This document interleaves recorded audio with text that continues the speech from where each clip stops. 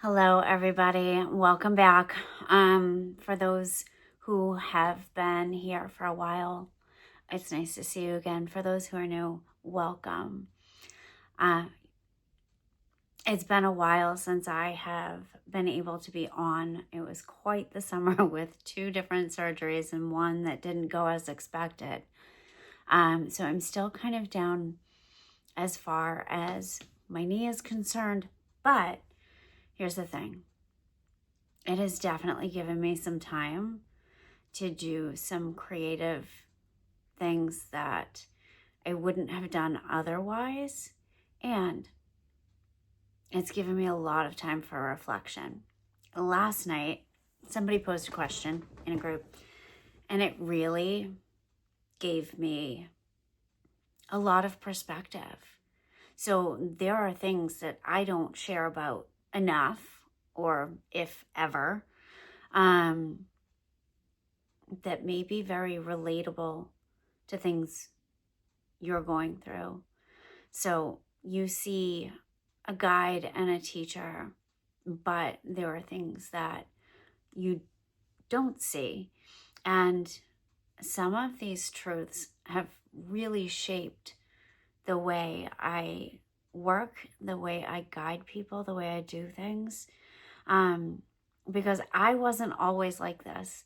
And some of my posts will tell you that I have my days, and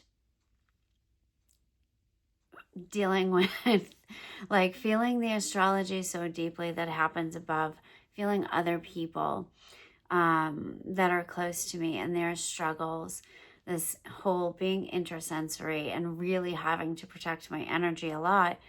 It can be a little rough, but I wasn't I wasn't always, and am still not always, this calm, easy person that you see here.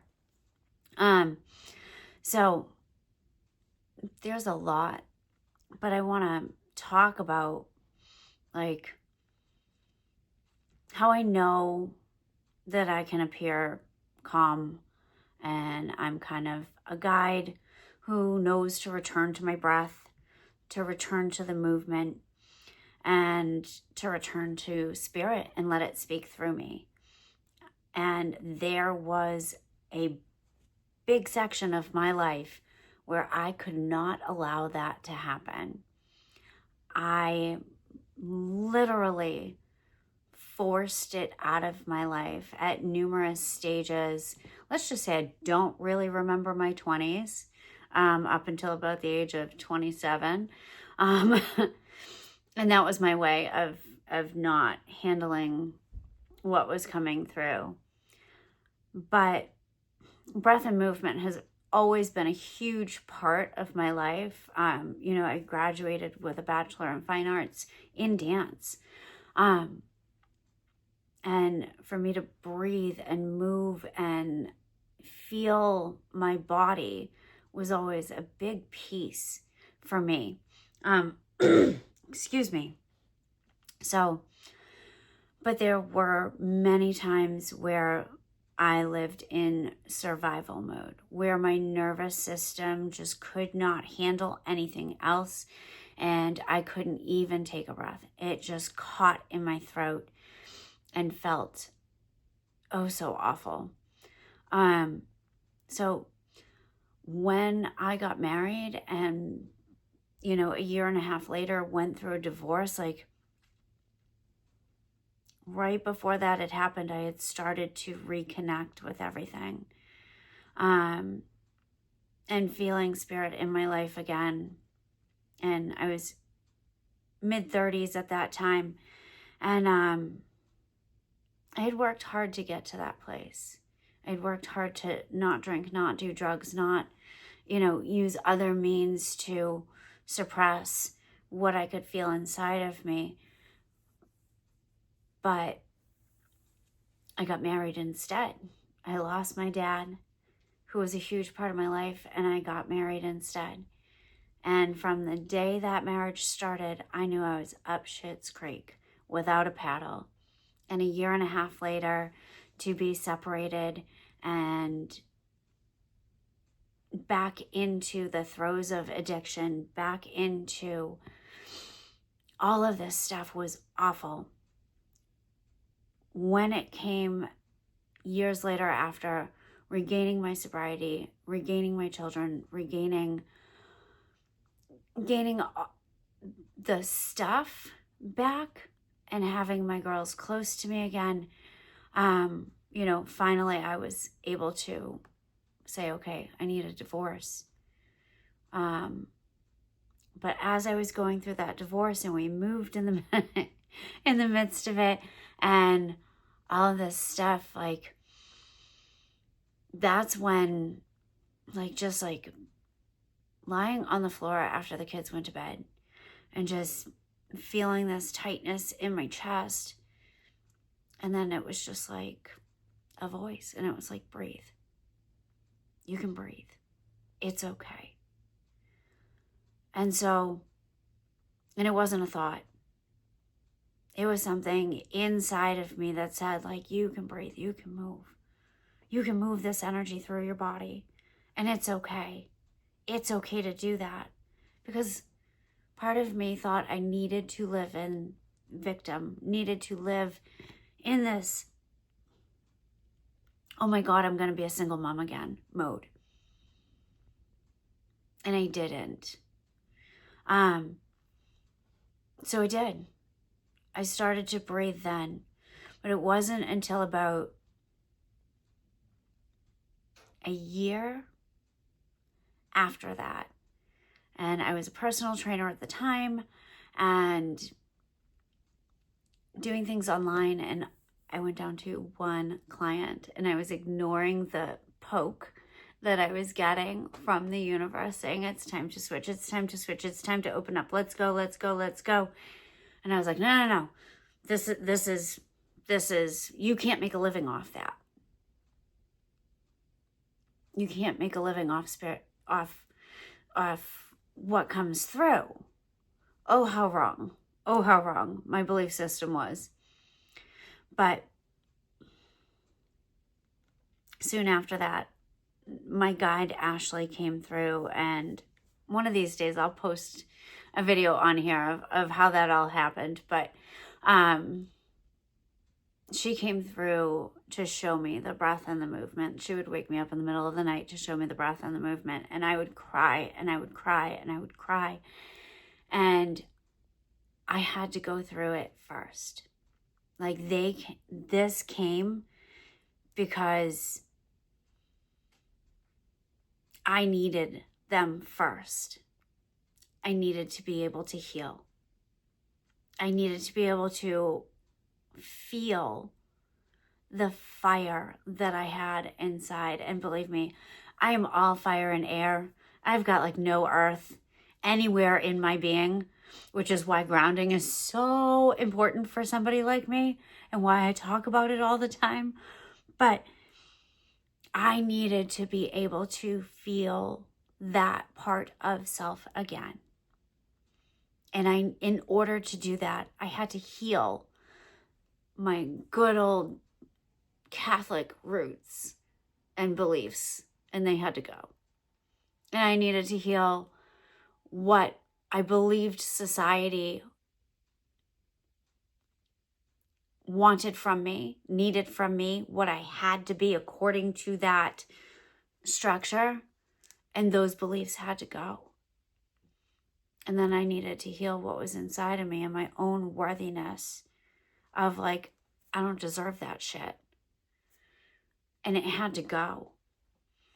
And so the breaths, the movements, the rituals, the lighting a candle and candle gazing just to see the flame take shape and to connect with spirit team, to connect with higher self, to connect with that soul version of myself.